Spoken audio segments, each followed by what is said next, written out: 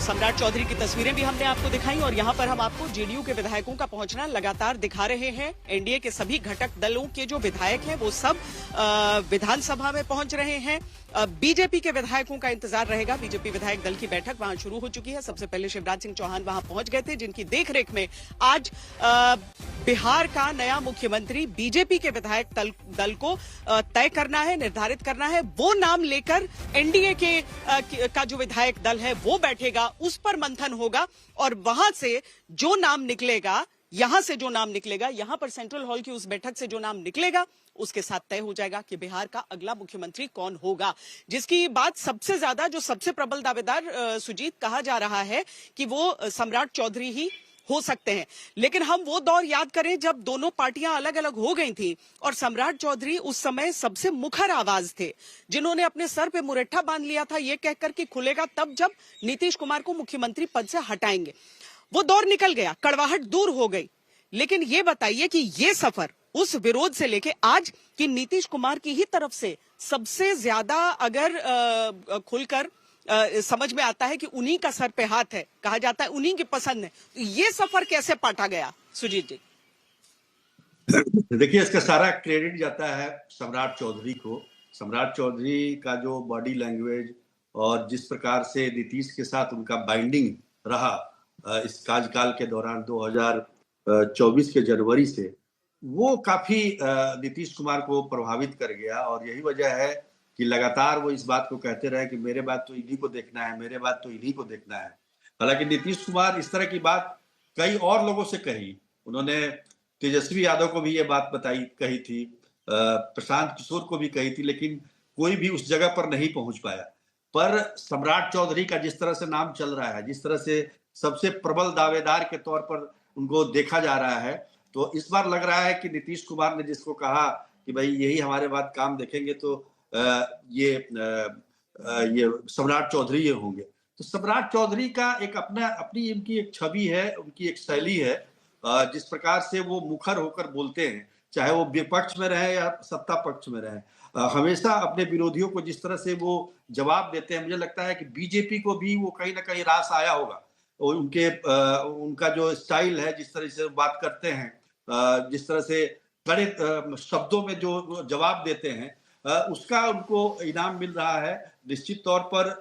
सम्राट चौधरी 2.5 कदम पीछे रहते थे नीतीश कुमार के, और उनके हर काम में एकदम सहयोग करना,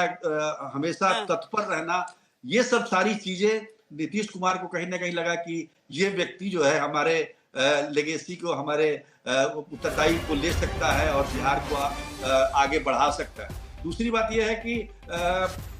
सम्राट चौधरी जो है वो, हालांकि हम साथ में बता दें सुजीत जी, हम साथ में बता दें कि जब सम्राट चौधरी पहुंचे हैं तो वहां पर उनके समर्थन में नारे लगे हैं, उनके समर्थन में नारेबाजी हुई है। ये हालांकि एक तो तब का ऐसा छोटा सा तब भी था जब साथ मिलकर चुनाव लड़ने में भी वो चाह रहे थे कि सम्राट चौधरी अब बिहार के अगले मुख्यमंत्री हो जाएं, लेकिन वो बहुत छोटा एक छोटी संख्या में लोग थे। लेकिन आज वो मौका है, वो अवसर है जब उन्हें मुमकिन है, ऐसा लग रहा हो कि अब चूंकि नीतीश कुमार ने इस्तीफा दे दिया है, तब शशि खुलकर अब उनके नेता, उनका नेतृत्व, बीजेपी का पहला चेहरा जो बिहार का मुख्यमंत्री होगा। प्रेम बिल्कुल, और देखिए ये उस सपने को पूरे करने की बात है जो भारतीय जनता पार्टी को शुरुआती दौर से जिन लोगों ने खड़ा किया, और कोशिश उनकी रही लगातार। लेकिन अब देखिए, सुशील कुमार मोदी सबसे लंबे अरसे तक नीतीश कुमार के डेप्यूटी रहे, और हमको याद है जब सुशील कुमार मोदी 2020 में चुनाव हो रहे थे विधानसभा के, और देवेंद्र फडणवीस की बिहार में भूमिका हुई प्रभारी के तौर पे, तो चुनाव प्रभारी वो बन के आए। उन्होंने सुशील मोदी से पूछा था कि आपको कभी आपकी इच्छा नहीं होती कि आप मुख्यमंत्री बन जाइए? तो भारतीय जनता पार्टी ने इसी बीजेपी दफ्तर में कई बार बैठकों के अंदर हमने देखा है, नारे लगाए हैं कार्यकर्ताओं ने, बैठकों में रणनीति बनी है, संकल्प लिए गए हैं कि बीजेपी का बिहार में अपना मुख्यमंत्री होगा, एक दिन वो आएगा। और वो देखिए, वो दिन कल आ रहा है। सम्राट चौधरी के नाम की चर्चा हो रही है, भले कोई और भी बन जाए, कोई जिस पैटर्न की बात कही जा रही है, हो सकता है चौंकाने वाला परिणाम आ जाए, लेकिन इस सत्य को कोई बदल नहीं सकता कि बीजेपी का मुख्यमंत्री कल शपथ लेगा पहली बार बिहार में, और बिहार में सरकार की अगुवाई भारतीय जनता पार्टी के पास रहेगी। सम्राट चौधरी की अगर हम बात करते हैं श्वेता, तो